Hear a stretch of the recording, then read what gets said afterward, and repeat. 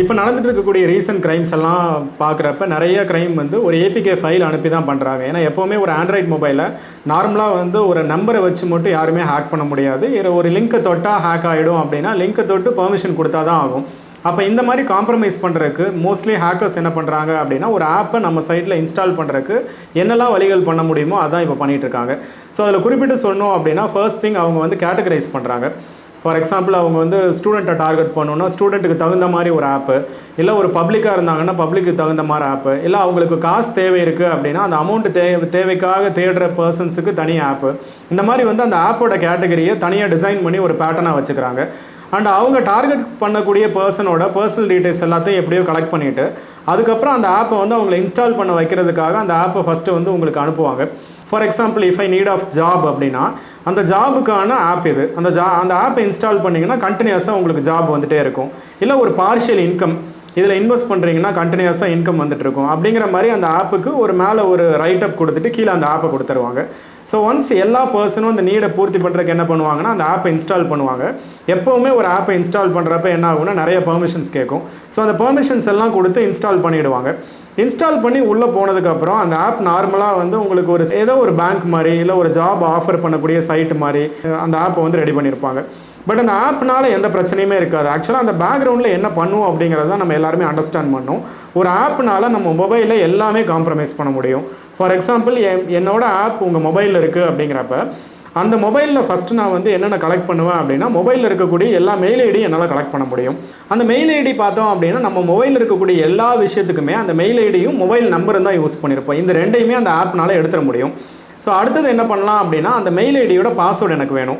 நான் யூஸ்வலாக என்ன பண்ணுவேன், என்னோட பாஸ்வேர்டு மறந்துட்டா ஜிமெயிலில் போயிட்டு அந்த மெயில் ஐடி கொடுத்துட்டு ஃபர்கட் பாஸ்வேர்டு அப்படின்னு கொடுப்போம்.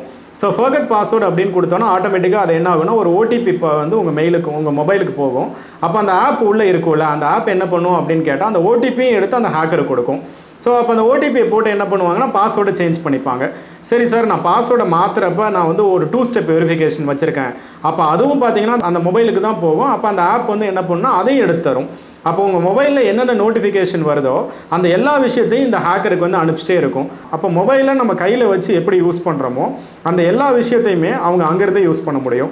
ஸோ அப்போ இந்த மாதிரி விஷயங்களை வச்சு பணம் எடுக்கலாம் அண்ட் உங்களோட பர்சனல் டீட்டெயில்ஸ் எடுக்கலாம், நீங்கள் எங்கெங்கே போயிட்டு வரீங்க அப்படிங்கிறத எடுக்கலாம். அப்போ இந்த விஷயத்தை வச்சு ஒரு ஸ்பைவேர் மாதிரி மொபைல் ஆப் இன்ஸ்டால் பண்ணிட்டாங்க அந்த ஆப்பை அப்படின்னா உங்கள் மொபைலில் இருக்கக்கூடிய எல்லா விஷயத்தையுமே அவங்களால பார்க்க முடியும்.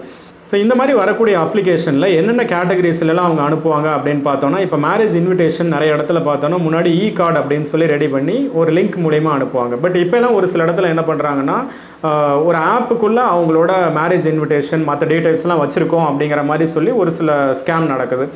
இன்னொன்று என்ன, இந்த மாதிரி மேரேஜ் இன்விடேஷன் வரும்போது அதை பார்த்து அதை வந்து உண்மையாலுமே அவங்க தான் அனுப்புகிறாங்களான்னு வெரிஃபை பண்ணிவிட்டு அதுக்கப்புறம் இன்ஸ்டால் பண்ணுங்கள். ஏன்னா யூஸ்வலாக வந்து ஒரு மேரேஜ் இன்விடேஷனை ஆப் மாதிரி கன்வெர்ட் பண்ணி அனுப்பணும்னு அவசியம் கிடையாது.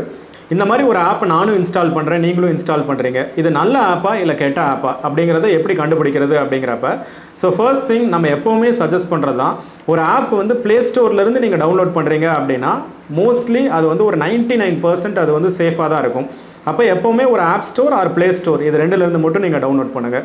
இது இல்லாமல் சார் எனக்கு வந்து ஒரு ஃப்ரெண்டு சைட்லேருந்து ஒரு வாட்ஸ்அப்பில் ஒரு ஆப் வருது, இல்லை டெலகிராமில் ஒரு ஆப்பை சஜஸ்ட் பண்ணுறாங்க, இல்லை மெயிலில் எனக்கு ஒரு ஆப் அனுப்புகிறாங்க, பார்க்குறக்கு அந்த மெயில் ஐடி வந்து எனக்கு பேங்க்லேருந்து வந்த மெயில் மாதிரியே இருக்குது, அந்த மெயில் பேங்க்லேருந்து தான் வந்த மாதிரி இருக்கும், பட் மெயில் ஐடியை கூட அவங்க வந்து ஸ்பூஃப் பண்ணி அனுப்புவாங்க.